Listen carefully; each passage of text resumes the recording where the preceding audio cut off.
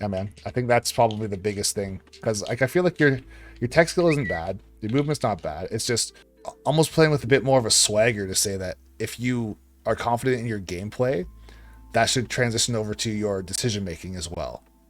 It's not going to happen overnight, but to say that, oh, like I said before, this person is better than me, so my my tech skill is inadequate. Therefore, even if I have a wide open chance to do something, I'm just going to not do it because this person magically is going to get out of it for no reason.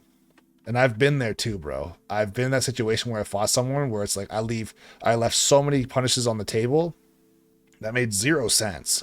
But in my eyes, it's like this is a top player, and if I do one thing wrong, I'm guaranteed dead. So I'm going to escape the situation by not allowing the situation to exist at all, right? And that was the wrong thing to do, and I lost because of that. Like that's it's just something you have to try and carry forward, saying like be totally fine with confidently losing, if that makes sense. Because if you confidently lose, at least you tried, at least you did stuff. But if you just turtle or cower or like run away or whatever you want to call it, I could be playing insanely sloppy and still win, which I don't deserve to do. Right? If I'm going like this and I'm missing stuff like this all the time, and you just go like this or like roll away from me, it's like, well, I could be not necessarily the worst player in the world, but I could be pretty damn bad and possibly still win. Because eventually my wild option I just went for no reason is gonna connect and I'm just gonna kill you. Right. Right? I would even go as far as to say for me, it's like a mentality thing. Cause like I don't really know if this is appropriate, but like I get the theory of this game. Like how do you counter this option? How do you beat out this option? But when I actually pick up and play and I lose with like a top three character, Mm-hmm. it's like, man, I should not be losing. This is horrible. And obviously I'm not playing to win, I'm playing to learn, but Mm-hmm. still it's kind of discouraging. And then when top off like a player like yourself who's like top 100 Anthers ladder probably. Mm-hmm. I don't know, you've been showing off some videos on that. It's just like I don't know. I feel stuck. Well, I can say this too, man. As far like we do have to wrap this up because I have another session basically Yeah. right now. But what I can say is whether or not you see the success of a lot of different players, the one thing you most definitely don't see, and it's a lot like Instagram or anything else in the world, you don't see the downtime or the sad time or the failures that got somebody to the place that they're at, right?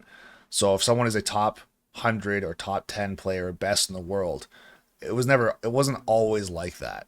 So if you think to yourself, oh, all I do is lose, for example, or I'm losing to people I should be beating, it's like, do you think somebody like Zero or MKLeo never lost, especially against people they shouldn't have lost against?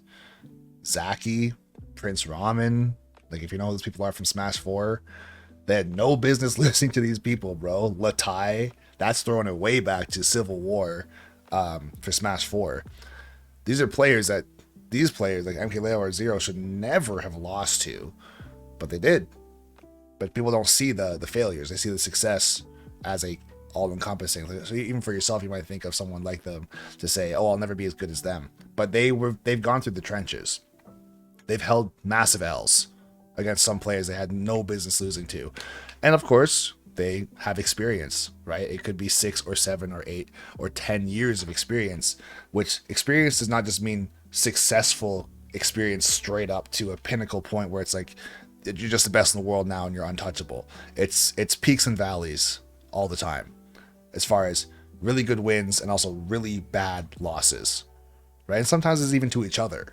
For yourself, if you haven't been playing the game for years or decades, like some of these players, or if it hasn't been professional coaching since the day you were born, like some of these players have literally been playing since they're like 12 years old, 10 years old, right? Or they've been in the scene like as a son or daughter of someone who plays melee, and they've been in the game for a super long time, right? And that's their entire life. So if you look at yourself and think, oh, I'm just not that good, it's like, well, how many hours do you realistically have? Or not even hours, how many years do you realistically have of top level practice or top level tournament experience under the lights at Evo or whatever it might be? If the answer is in that situation 0, so why would you think that you're as good as, or that you should be as good as them? right? It has to be all perspective, I would say. Yeah, I wouldn't get discouraged. Just recognize that everyone's on their own journey as well, as far as how good are you going to be in the coming weeks or days. It really depends on how hard you want to work. It's really how it depends on how dedicated you can be. It depends on how much information you can retain, just across the board. And that, in some cases, there are players that have maybe a higher starting point because maybe they're just magically gifted or very talented, or they had really good coaches, or just their region is extremely strong, so their practice is better than everybody else's. But it doesn't mean that you can't get there. It might mean traveling, getting different coaches, right? Going to different locals, just trying to flesh out your character as a player as much as you possibly can. That's my TED talk, bro. That's all I got. All right. Thank you. I appreciate it. No problem, man. All right. Keep up the hard work. Appreciate it, man. Have a good rest of your night. You too. See ya. Yeah, quick. Yeah, I popped off, bro.